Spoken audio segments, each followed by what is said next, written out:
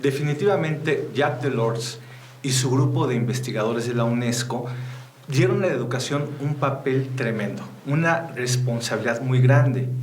Están diciendo que justamente la educación es la que debe conducir el destino del mundo. Ese papel no se lo dieron a los gobiernos, ni a las ONGs, ni al sector empresarial, ni a ningún grupo religioso, se lo dieron a la educación. Entonces, eso hace que desde este sector nosotros tengamos muy claro el momento en que estamos viviendo y muy claro el rumbo que debemos de tomar. Así, en esta sesión vamos a platicar de acuerdo con el objetivo que se presenta en pantalla.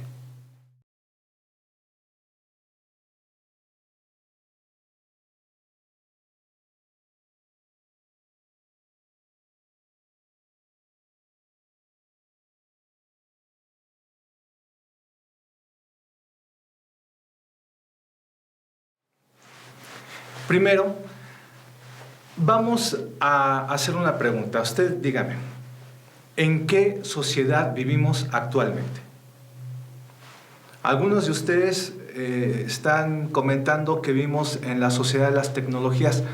Pues no necesariamente, porque a lo largo de la historia ha habido diferentes tipos de sociedades que se han modificado justamente a través de las tecnologías. Así podemos hablar desde el descubrimiento de cómo manejar el fuego o de la máquina de vapor. O sea, es decir, en diferentes épocas de la historia, las tecnologías han transformado las épocas, y en este sentido, en esta época, vivimos rodeados de unas nuevas tecnologías, pero no distinguen esta era por las tecnologías las cuales siempre han aparecido. Algunos de ustedes dicen que vivimos en la sociedad del conocimiento. Pues tampoco sería así necesariamente, puesto que hay una distancia entre la transmisión de datos y la disponibilidad de la información hacia el conocimiento. El conocimiento ya requiere que haya un procesamiento de información. En este sentido, el filósofo multidisciplinario Edgar Morin dice que la sociedad del conocimiento sería una sociedad donde habría un conocimiento superior que articularía los conocimientos de las diferentes sociedades. Entonces, en este sentido, todavía no podríamos hablar de sociedad del conocimiento, porque de acuerdo con la UNESCO, primero que habría que abatir las brechas tanto digitales como tecnológicas. Entonces, faltaría todavía bastante para poder conformar la sociedad del conocimiento. Pero algunos de ustedes también comentan que estamos en la sociedad de la información. Ahí sí coincido. En la era digital también coincidimos. Estamos en la era digital, y también podríamos decir que vivimos en la sociedad de la información. ¿Qué podemos decir de la sociedad de la información? Bueno, citando nuevamente a Edgar Morin, él dice que lo que pasa en esta sociedad es que no sabemos lo que pasa. Y es que efectivamente esta es una sociedad inédita. De acuerdo con las palabras del doctor Germán Scorsia, estamos en un entorno mutante, caracterizado por entornos nuevos, por la incertidumbre, entornos turbulentos, es lo que él dice. Incertidumbre, complejidad, pues los escenarios no son predecibles. Entonces la planeación se hace difícil, más difícil que en épocas anteriores. Otra característica que tenemos en la sociedad de la información es que estamos viviendo en la globalización 3.0, de acuerdo con Thomas Friedman. Él dice que la sociedad 1.0 se conformó cuando Cristóbal Colón descubrió América, o cuando hubo el encuentro de los dos mundos. Ahí se pudo conformar una interacción entre los países. Después en el siglo XIX y principalmente en el siglo XX se dio la globalización 2.0, que ya es una interacción entre las empresas, de tal forma que nosotros sabemos que hay empresas genuinamente mundiales que surgieron en el siglo XX, fueron protagonistas en esa época. Podemos hablar de la Coca-Cola, de las industrias automovilísticas, ¿no? Ford, Chrysler, o sea, son empresas mundiales, Honda, Motorola, Sony, que pues son locales al mismo tiempo, que están multipresentes en los diferentes países. Pero ahora ya estamos en la globalización 3.0, de tal forma que la interacción ya no es solamente entre países y empresas, sino también entre individuos, de tal forma que cualquier persona de un país, por ejemplo México, puede comunicarse de forma inmediata con otro individuo de cualquier otro país del mundo. Esto nunca se había dado antes. Esta interacción entre personas pues es la más elevada, la más fuerte que ha habido en la historia de nuestro planeta. Por eso a este fenómeno le llama Thomas Friedman la globalización 3.0. Ahora, una de las razones por las que estamos en la sociedad de la información es justamente por la aparición de estas nuevas tecnologías de la información y la comunicación, por la aparición del Internet. Se habla de 1989 como un año decisivo en la aparición de esta nueva época, porque en ese año sucedieron dos fenómenos emblemáticos que dan paso a esta nueva era. Uno fue la destrucción o el derrumbamiento del muro de Berlín, y otra fue la aparición de la WWW, World Wide Web. Y en este tiempo tan corto que tiene de vida la web, nosotros ya podemos decir que esta ha atravesado por 4 fases.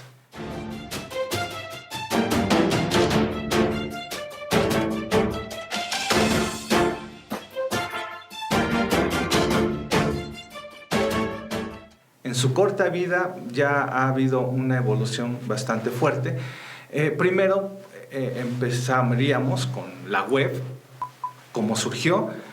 La web fue un conjunto de organizaciones que subieron sus contenidos para ser vistos por los usuarios, y se pensaba en ese tiempo que por la web se iban a vender ya las cosas, que iba a haber una gran efervescencia, que inclusive la gente iba a comprar todo por la web, iba a comprar pañales, iba a comprar todo lo que necesitaba. Pero ¿qué pasó? Estamos hablando que esto inició a partir del 89. ¿Qué pasó en esta fase de la web?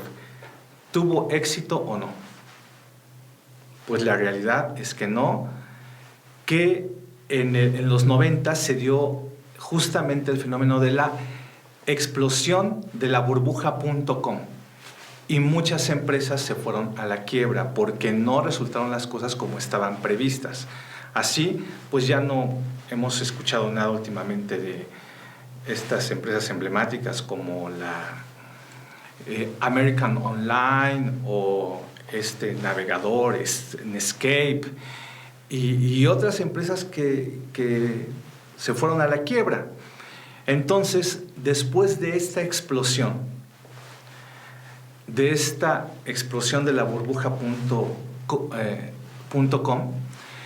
de todos modos quedaron en el planeta pues todas unas grandes redes de fibra óptica debajo de la tierra que atravesaba los océanos, que estaba ya lista para utilizarse. Así surgió la web 2.0, en donde quien empezó a utilizar esta infraestructura fueron los mismos usuarios. Se les dio la posibilidad de ser ellos los que proveyeran la información, no como en la primera fase de Internet, que es quienes proveían la información eran las organizaciones que contrataban sus páginas web. No, ya en la web 2.0, la misma gente, los mismos usuarios empezaron a convertirse en generadores de información. Así nacieron los blogs, nacieron los wikis, las primeras redes sociales. No sé si alguien de ustedes se acuerde de la red social myspace.com. Y bueno, después surgió una empresa que dejaba que las personas pudieran grabar sus propios videos y subirlas como YouTube, ¿de acuerdo? Y la web 2.0 tuvo su efervescencia ya con las redes sociales que surgieron posteriormente, como Facebook, Twitter, Instagram, y otras que están no tanto disponibles en los países occidentales, que están en China, por ejemplo, pero que son inclusive más grandes en cuanto a número de usuarios que las que acabo de mencionar. Bueno, pues esa fue es la web 2.0. Pero también tenemos otra fase en la web, que es la 3.0.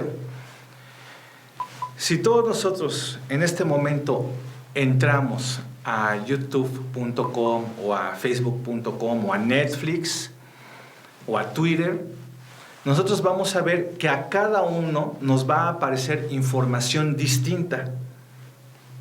Y ahí es donde estamos hablando de la web 3.0, la web personalizada, la web semántica. A cada quien nos aparece algo distinto porque estas redes se están adaptando a nuestro perfil, a nuestros intereses, a nuestras necesidades. Entonces, ya tenemos una web que tiene información nuestra y que la utiliza para nuestro propio consumo, ¿de acuerdo? Entonces, esa es la web 3.0, que, como había dicho hace un momento, es la web semántica. Y aún más, ya la web está teniendo su versión 4.0, es una versión que ya está iniciando, pero a la que todavía le falta mucho camino por recorrer.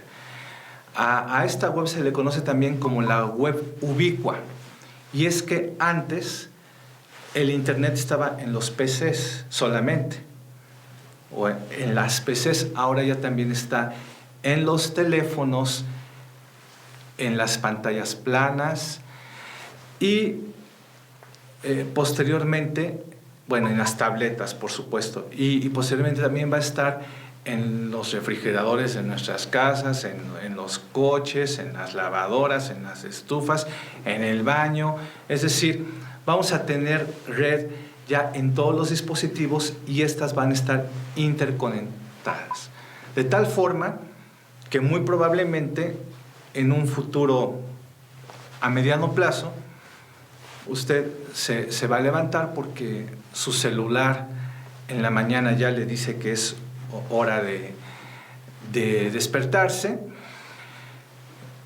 va a dirigirse hacia el baño. En el momento que usted dé sus primeros pasos, automáticamente se va a abrir la regadera en la temperatura que a usted le gusta, automáticamente va a salir lo necesario para su aseo.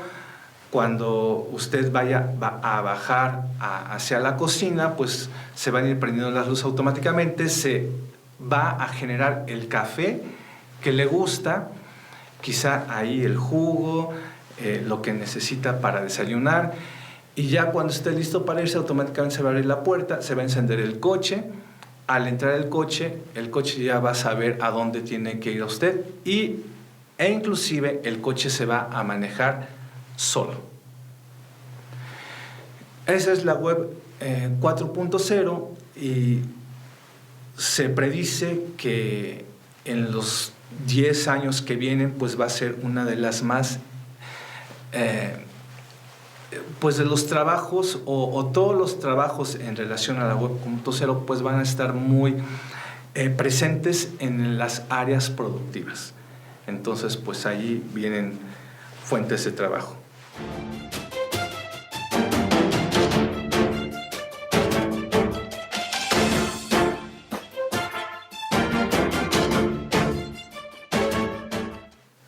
en esta sociedad de la información han aparecido ya nuevas generaciones que han nacido ya en este entorno nuevo, en este entorno mutante, en este entorno de la información, generaciones que pues tienen una influencia muy fuerte en las tecnologías, generaciones que las utilizan de forma natural. La generación de las que estamos hablando principalmente son los milenianos, pero ya están hablando de nuevas generaciones, porque los milenianos se dice que son prácticamente desde 1990 a la fecha, que los milenianos tempranos son de los que nacieron de los 80s a la fecha, que son los milenianos que actualmente ya están en el campo de trabajo, pero ya tenemos nuevas generaciones que ya han nacido en este siglo, que ya acaban de cumplir 18 años, 19, que ya se están incorporando, y ellos tienen todavía una inmersión mayor a las tecnologías. Entonces, pues vamos a ver qué características tienen estas nuevas generaciones. Vamos a poner en un video de unos segundos una característica que tienen los millennials. Hijo, ¿te puedo hacer una pregunta? Sí, pa, decime. ¿Qué es el portal web de personal? Un portal web es como una página web, pero especialmente hecha para un celular. Son mucho más fáciles. ¿Y cómo hago para entrar? Mira, para entrar tenés que apretar acá, donde dice acceso a internet, y ahí ya puedes navegar por el portal web. ¿Y para qué sirve? Te puedes bajar juegos, videos, puedes usar el Messenger, te puedes bajar Full MP3. ¿Full MP qué? Full MP3, pa. Son canciones pero completas. Por eso lo de Full. Gracias, hijo. Son tan lindos a veces. En junio navega gratis en Personal Web y bajate los contenidos que más te gusten. ¿Qué les pareció? Definitivamente los milenianos son la generación más informada de la historia. Tienen una concepción del mundo distinta a las generaciones anteriores. Tienen una cultura distinta, por ejemplo, en cuanto al respeto a los mayores, en cuanto al trabajo, en cuanto a la libertad, en cuanto a la familia, en cuanto a sus planes como generación, en cuanto al cuidado físico, en cuanto a los entornos ecológicos. Sin duda, una generación muy interesante, de la cual esperamos mucho y estamos muy optimistas con esta generación. Bueno, otra característica de la sociedad de la información pues es la revolución industrial. Ustedes saben, la revolución industrial cambió el escenario sociohistórico del planeta desde mediados del siglo XVIII. Esto a partir de la aparición de la máquina de vapor. Y posteriormente hubo una segunda fase, la Revolución 2.0, que está caracterizada principalmente por la electricidad, lo que provocó o lo que hizo posible que hubiera una producción en masa y líneas de ensamble. Posteriormente, ya en el siglo XX, principalmente, pues ya tenemos la Revolución 3.0, en donde ya la computación y los procesos de automatización le dieron un enfoque diferente y pues una potencialidad muy grande a esta revolución. Y apenas estamos digiriendo esto y ya tenemos encima la revolución 4.0, la cual está caracterizada por los sistemas ciberfísicos. Antes de hablar de lleno de la revolución 4.0, vamos a ver rápidamente lo que el genio cinematográfico Charles Chaplin decía de la revolución industrial.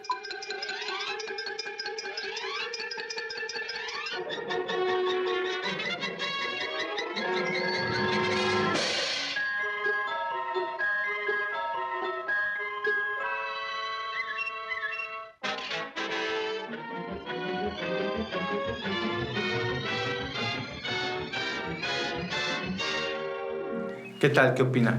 Si no ha visto esta película, le sugiero que la vea. Es una de las joyas cinematográficas que tenemos en la historia del cine. Bueno, y ahora me pregunto qué diría Charles Chaplin de la industria 4.0. Ahora, pues han surgido tecnologías, avances que dan un nuevo panorama del mundo. Voy a hacer un recuento de las principales tecnologías. Ahí los tengo más o menos clasificados, ordenados de una forma. Yo he visto que hay quienes los ordenan de forma distinta, y lo que pasa es que estas tecnologías están tan imbricadas, tan interconectadas, que no es tan sencillo hacer una categorización única. Y a grandes rasgos, pues estas tecnologías tratan de lo siguiente. Uno es el Internet de las cosas, que tiene una gran relación con la computación en la nube, con el Big Data, con los sistemas de ciudades inteligentes. Por otro lado, están los sistemas ciberfísicos. Ahí tiene gran relevancia la inteligencia artificial, la robótica, los drones, la domótica, el piloto automático. Y también tenemos la presencia de la cultura maker, representada de forma muy clara por la impresión 3D. Adicionalmente, también tenemos las realidades mixtas. Por un lado, la realidad aumentada, y por otro lado, la realidad virtual. Son tecnologías diferentes, completamente distintas, pero bueno, las podríamos englobar en la categoría de realidades mixtas. Entonces, en esta revolución industrial que estamos, pues tenemos que reflexionar desde el punto de vista educativo y ver qué es lo que vamos a hacer al respecto, qué implicaciones tiene. Pero antes de hablar más a detalle de esto, vamos a seguir caracterizando la era actual.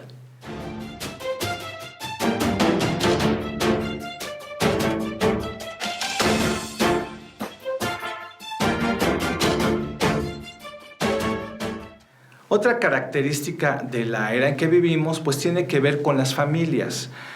Antes, en la era industrial, las familias estaban compuestas principalmente por papá, mamá e hijos. Ahora se ha ido cambiando. Ya hay muchas familias que ya están separadas. Por ejemplo, las tasas de divorcios han aumentado de una forma que no tiene precedente, ya 60 o más por ciento, depende del país, de divorcios. Y también el número de matrimonios ha disminuido. También las familias son más pequeñas. Ya el número de hijos únicos es el mayor que se ha tenido en toda la historia. Y pues también tenemos las familias alternativas. Y tenemos también un proceso que va hacia la individualización, de tal forma que ya en Países Bajos, por ejemplo, en países muy avanzados, hay un gran porcentaje de la población que vive solos. O sea que la familia ya es de una sola persona, y este porcentaje ya va alcanzando a el número de personas que viven en familia. Por otro lado, también en este entorno tenemos unas nuevas concepciones en cuanto a cosmovisión, principios y valores. Hay cosas que antes se veían de una forma en la sociedad industrial, ahora se ven de otra. Se han cambiado diferentes ideologías acerca de la familia, de principios, de valores, de formas de ver la vida. Entonces sí tenemos que tener claro cómo también ha habido una transformación en cuanto a las ideologías de las personas. Por otro lado, también otra característica de la época actual, pues es la omnipresencia de la mercadotecnia. Ya la mercadotecnia ocupa un valor fundamental en la sociedad. Obviamente esta se ha potencializado y se ha fortalecido mucho con el Big Data, de tal forma que la mercadotecnia ocupa un lugar preponderante en la sociedad. Okay. Otra característica de esta sociedad es la omnipresencia de los medios de comunicación. Ante este fenómeno, nuevamente el pensador Edgar Morin dice que hay que tener cuidado con eso, y él llama la atención sobre dos conceptos principalmente: el reduccionismo y el maniqueísmo. ¿Ustedes saben lo que es reduccionismo o qué opinan de este término? Reduccionismo principalmente es definir el todo por una de las partes. Entonces, por ejemplo, si yo les pregunto a ustedes qué me pueden decir, por ejemplo, del Chapo Guzmán. Ustedes me dicen, pues es un narcotraficante, es un delincuente, está buscado. Y todo lo que me digan o lo que me están diciendo en realidad es reduccionismo, porque no me están dando el panorama completo, dejan fuera otros aspectos importantes, porque a lo mejor se queda fuera cómo es como amigo, como esposo, como padre. Es decir, cuando algunas características de algo son las únicas que se presentan, dejando fuera otras, estaríamos hablando del reduccionismo, y eso es un poco peligroso y hay que tomarlo en cuenta cuando estemos expuestos ante los medios de comunicación. El otro término que menciona el doctor Edgar Morin tiene que ver con el maniqueísmo. Y la realidad es que ustedes, el servidor y todos, hemos estado expuestos al maniqueísmo. Hemos aprendido a ser maniqueos desde muy pequeños, desde que veíamos las películas de Walt Disney, desde que se nos enseñaba que en toda historia había héroes y villanos. Después crecemos y vemos las noticias y vemos el acontecer cotidiano y decimos quiénes son los héroes y quiénes son los villanos. Y es difícil para nosotros desprendernos de eso y pensar que todo tiene gradualidades, que los héroes también pueden tener una parte de villanos y viceversa, que las cosas no son de blanco y negro. Se los comento porque a Edgar Morin le parece fundamental tener eso en cuenta. Por otro lado, hablemos de la información. Estamos en una guerra de información. Estamos en la era de los fake news, para decirlo en español, de las noticias falsas. Y estamos en una guerra, y esta guerra no es accidental. Hay empresas que están operando, empresas que se dedican a crear noticias falsas. Esa es su labor, de eso viven, y empresas que están basadas en el rumor. Entonces, ahora, en la era de la información, mucha de esta información, muchos de esos datos son falsos, son falacias, son medias verdades. Y es difícil identificar de entre toda esta información cuál es la información verídica, la información confiable. Ahora parece ser que mucha gente pues va a seleccionar la información que más le guste, como lo que más le agrade, como lo que más vaya con su pensamiento, como que dicen, esa información es la que adopto porque me gusta, de tal forma que la verdad está perdiendo a veces porque no es tan aceptada, porque puede ir en contra de lo que a la gente le puede gustar. Entonces ya la verdad está teniendo menos relevancia, menos aceptación, menos importancia ante todo este aparato de guerra de la información. Entonces pues habría que tener mucho cuidado, porque es importante tener en cuenta que sí, la verdad debe de ser más tomada en cuenta que las diferentes formas de falacias o de noticias falsas que se están dando. Bueno, ahora, otra característica de la era actual, la cual he dejado para el final de esta descripción de esta época, por la importancia que tiene. Y vamos a hablar de el entorno empresarial de esta era.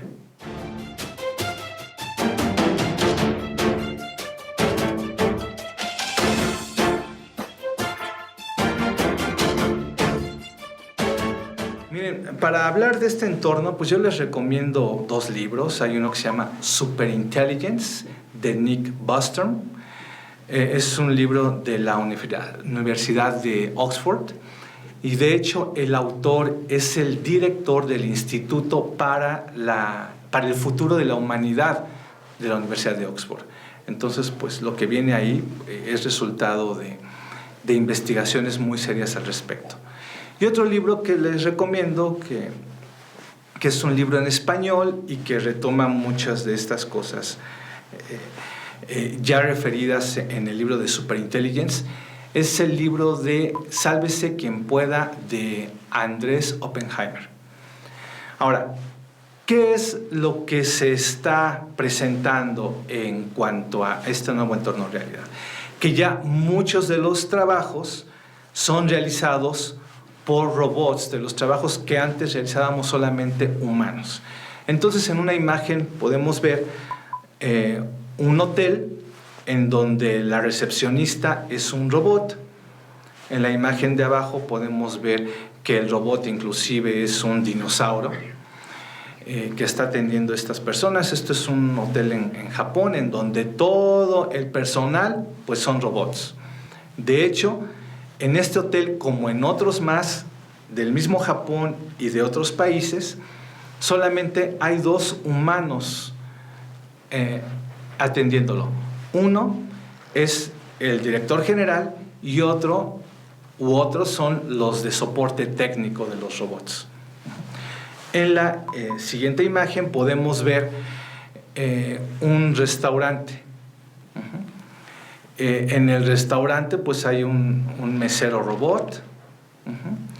En la otra imagen podemos ver ya también un cocinero robot. Entonces ya también hemos visto que cada vez en más países también, que hay inclusive supermercados donde ya no hay cajeros, sino que la gente pasa con sus productos, los pasa por el lector óptico, aparece el precio, lo paga pues en efectivo o en tarjeta, toma su bolsa y se va. Entonces, esto quiere decir que ya están desapareciendo algunos empleos. Les voy a decir una lista de los empleos más amenazados de acuerdo con la Universidad de Oxford. Uno es operadores telefónicos, vendedores en tiendas, agentes de bienes raíces, cajeros, recepcionistas, meseros, cocineros, secretarias, conserjes, personal que da informes, empleados bancarios, soldados, empleos que tienen que ver con el área médica, personal de seguridad y vigilancia, taxistas, mensajeros, camioneros, guías turísticas, técnicos dentales, técnicos farmacéuticos, carniceros, asistentes de abogados, contadores, etcétera, etcétera, etcétera. Entonces, ¿qué es lo que vamos a hacer? Este es un problema o este es un escenario que hay que atender desde la educación. Por eso el libro se llama Sálvense quien pueda. Pero bueno, vamos a ver este tema con un poco más de profundidad. Ya antes han pasado cosas así. Por ejemplo, a finales del siglo XVIII, los trabajadores textiles en Inglaterra estaban en huelga y estaban muy preocupados porque apareció un telar automático que podía hacer la ropa pues en grandes cantidades, más de lo que ellos podían hacer. Estaban en huelga porque iban a perder sus empleos. Pero ¿qué es lo que pasó en realidad? Sí perdieron sus empleos, a lo mejor haciendo la ropa, pero a partir de los telares automáticos surgió una gran industria del vestido que se ha hecho mucho más fuerte y más poderosa, y se ha vendido desde entonces más ropa en el mundo, de tal forma que los empleos relacionados con el ámbito textil se han multiplicado de forma exponencial. Los trabajos aumentaron de gran manera. Entonces ahí las preocupaciones de los trabajadores textiles eran infundadas. Posteriormente, en el siglo XIX, los trabajadores de imprenta también estaban muy preocupados porque apareció un impresor de vapor, una impresora de vapor que podía hacer las impresiones a gran escala. Decían, vamos a perder los empleos. Pues sí, perdieron los empleos, pero surgió toda la industria del periodismo, que fue fundamental en el siglo XX, que dio lugar a grandes corporaciones periodísticas. Entonces, ¿qué es lo que pasó en realidad? Que se multiplicaron exponencialmente los trabajos relacionados con la impresión, porque nació pues la industria del periodismo como la hemos conocido, que de hecho pues esta industria ya también está cambiando, porque ahora ya viene el periodismo digital. Pero bueno, en el siglo XIX, en el siglo XX, esta industria fue muy poderosa, muy fuerte. Otro ejemplo, a principios del siglo XIX, los conductores de carruajes estaban preocupados porque se iban a quedar sin empleo por la aparición del automóvil. ¿Qué pasó? Los empleos se multiplicaron, porque imagínense todo el personal que fue empleado para construir carreteras y para la industria automotriz. Entonces, ahí también salimos ganando. Más recientemente, a finales del siglo XX, también había una preocupación porque estaban apareciendo los cajeros automáticos en los bancos. ¿Y qué pasó después de eso? Pues que se multiplicó el número de bancos y la presencia de servicios bancarios, y ahora los bancos emplean mucho más gente que antes. Entonces, hay que ver estos escenarios con mucha profundidad y con mucho análisis. También vamos a poner el ejemplo de Amazon. En Amazon se sustituyeron los trabajadores humanos de los almacenes, los que tenían que cargar los productos y acomodarlos, se sustituyeron por robots, de tal manera que 15,000 empleados perdieron su trabajo de Amazon. Pero, ¿qué sucedió? Que como el trabajo en los almacenes fue tan eficiente, esta empresa empezó a tener mucho más auge, empezó a tener muchos mejores negocios y contrató 100,000 personas más. Entonces, pues también ha sido beneficioso. Ahora hagamos una comparación entre dos empresas de telecomunicaciones. Una muy fuerte en el siglo XX y otra que ha sido fuerte o es fuerte también en el siglo XXI. AT&T y Apple. AT&T tenía 758,000 empleados y Apple solamente 76,000 empleados tiene. Inclusive, por ejemplo, Google solamente tiene 55,000 empleados. Entonces ahí, ¿qué es lo que está pasando? Porque son de las empresas más importantes a nivel global, que ya no están empleando tanta gente como lo hacían sus empresas predecesoras.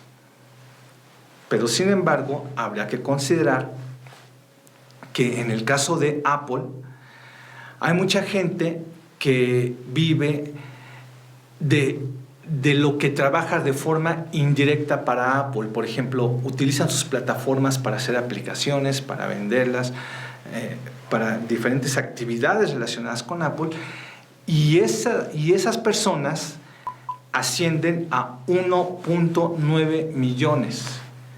Entonces Apple, de alguna forma, tiene empleados indirectos con un número o una cifra de 1.9 millones.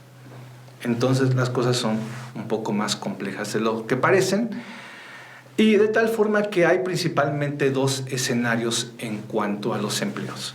Un escenario pesimista que dice que pues, hay un desempleo latente, un escenario optimista que dice que hay nuevas oportunidades de trabajo.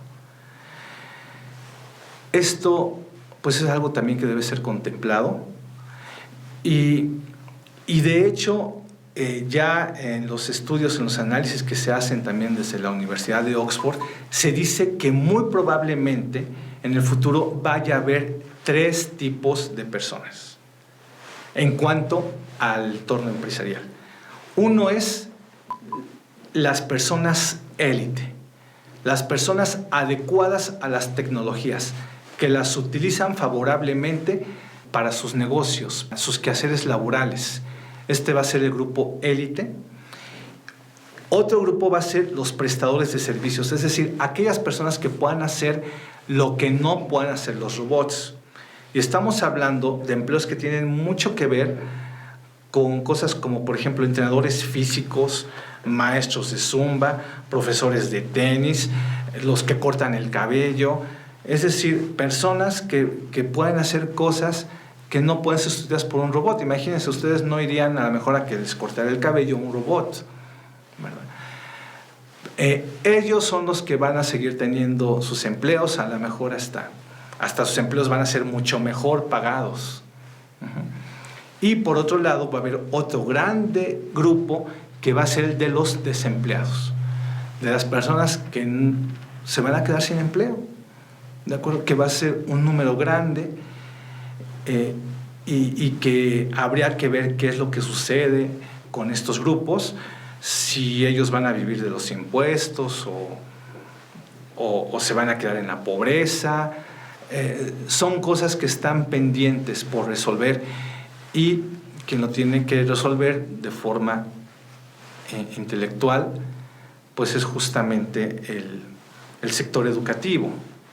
Lo que sí es que se predice, se coinciden los que hablan de estos temas en que va a haber mayor inequidad. Ese es un riesgo latente. Entonces, ¿qué es lo que vamos a hacer?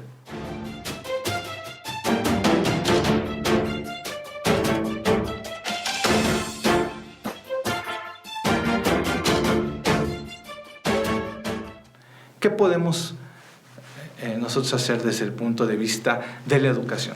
En primer lugar, pues retomar la responsabilidad que nos corresponde como educadores si tomamos el reto que nos dio la UNESCO desde finales del siglo pasado. Ahora, otra es prepararnos para la sociedad de la imaginación y la creatividad.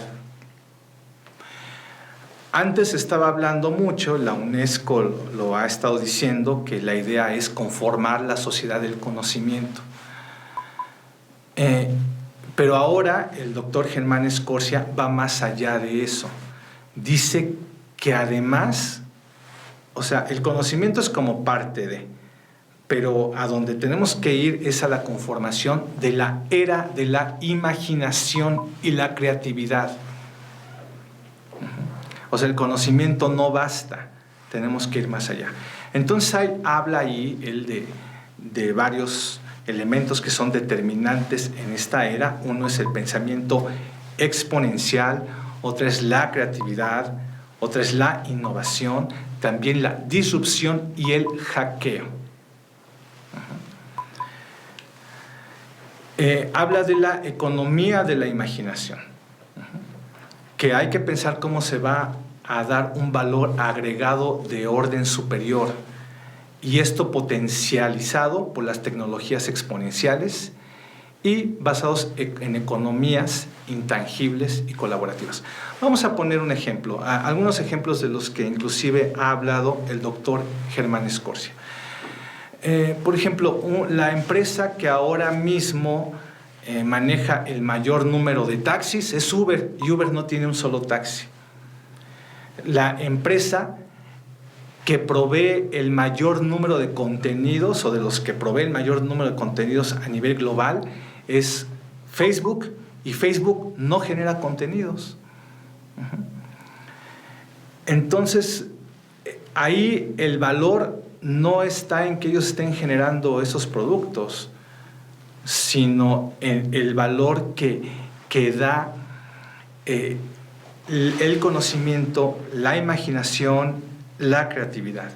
Entonces, esa puede ser la ruta, ir hacia la economía de la imaginación, fortalecernos en este sentido.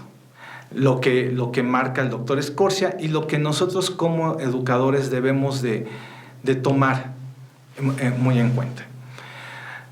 Y entonces, en este sentido, pues nosotros tendríamos que construir la escuela 4.0. ¿Cómo deberemos de visualizar la educación que dé respuesta a los retos de la industria 4.0? Pues construyendo la escuela 4.0, porque si seguimos teniendo solamente la escuela de la revolución industrial 1.0, 2.0, 3.0, pues ya no es suficiente, tenemos ya que avanzar en este sentido. Ahora, yo voy a hablar de algunas propuestas. Creo que la construcción de la escuela 4.0 todavía pues es algo que se tiene que trabajar de forma colaborativa. Hay que tener principios, ideas, hay que pensar mucho en cómo se va a hacer. Yo solamente voy a proponer algunas cosas para el análisis. Pero yo sí visualizo la escuela 4.0 como una escuela multimodal, es decir, ya vamos a dejar atrás esas discusiones de que si la educación presencial o la educación en línea, eso ya quedó fuera. Ya la educación debe ser multimodal, al mismo tiempo integrada la educación presencial y la educación en línea. Yo vería muy difícil, yo vería que ya no opera una escuela netamente presencial. Ya la educación netamente presencial sentiría que no es suficiente, que ya es algo que ya no debe de seguir. Algo que debe morir la escuela solamente presencial.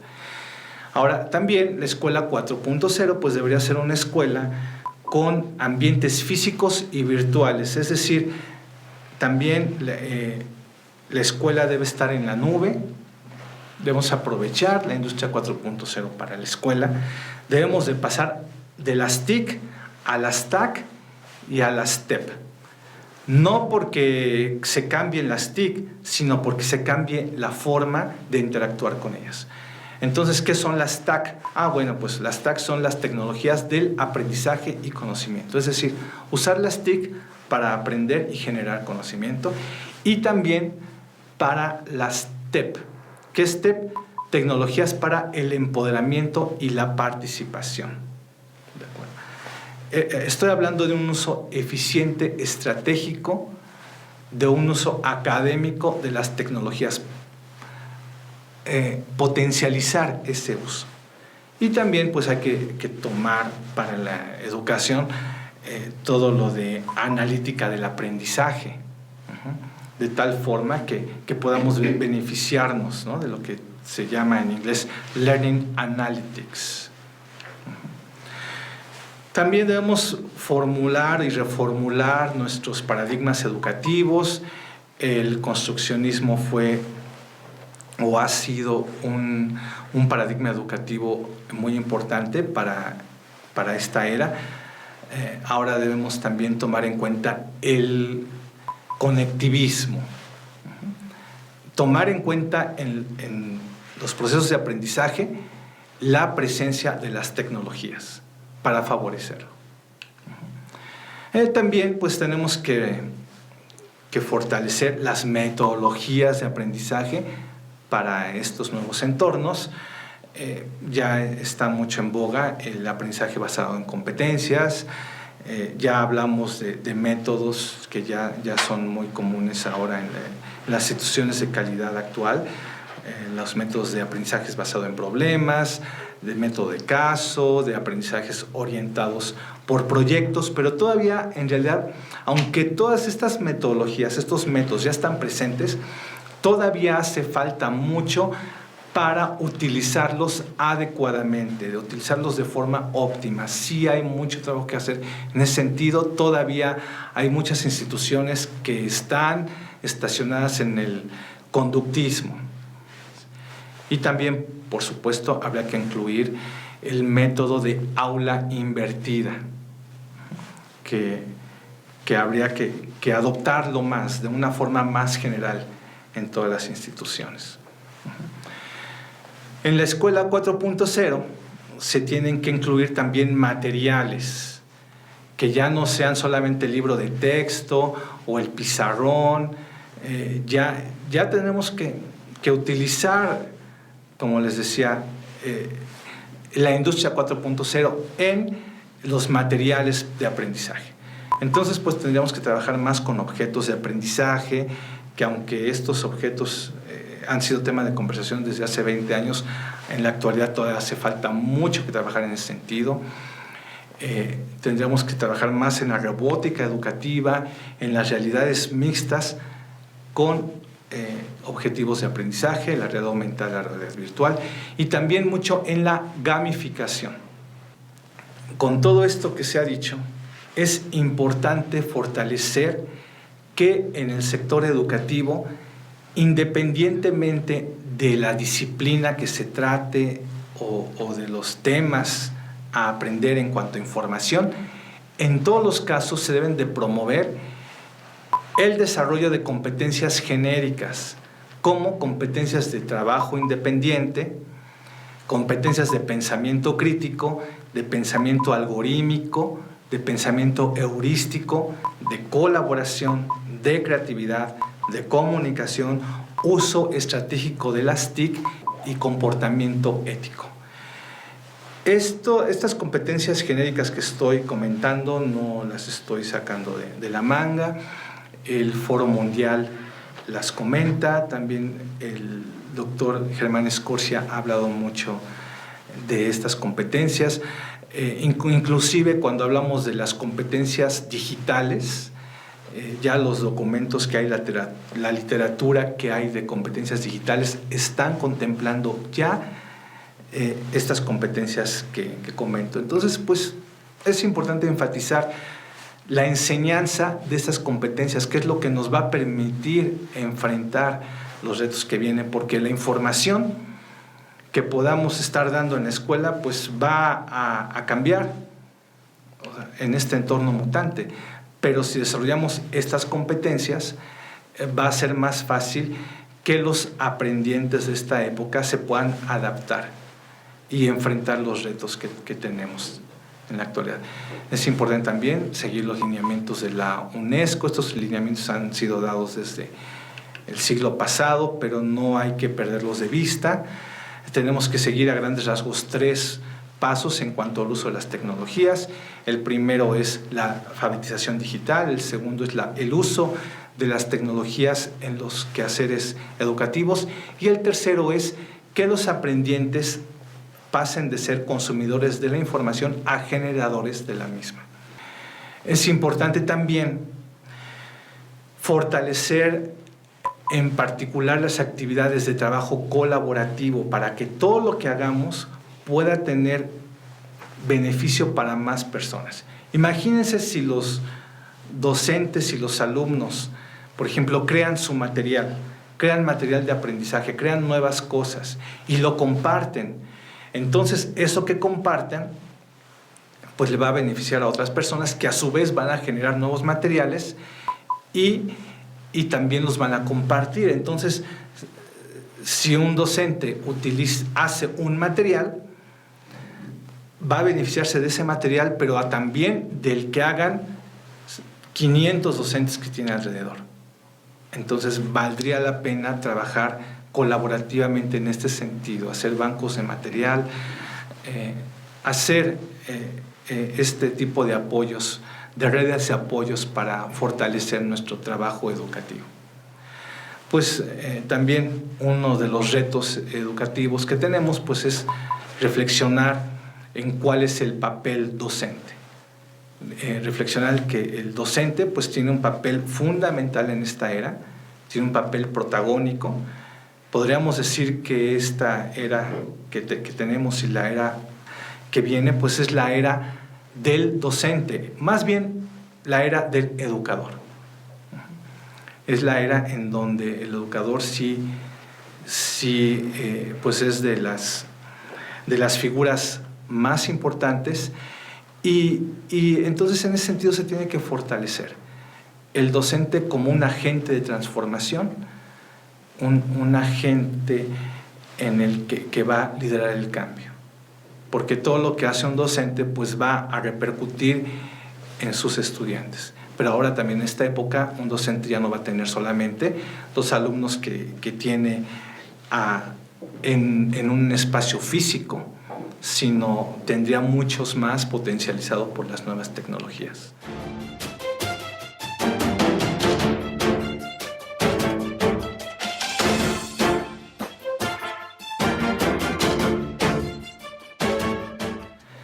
Bueno, pues la idea es simplemente provocar la reflexión en estos temas y que pensemos todos juntos en qué debemos de hacer como educadores para enfrentar los retos de las sociedades actuales y las sociedades por venir.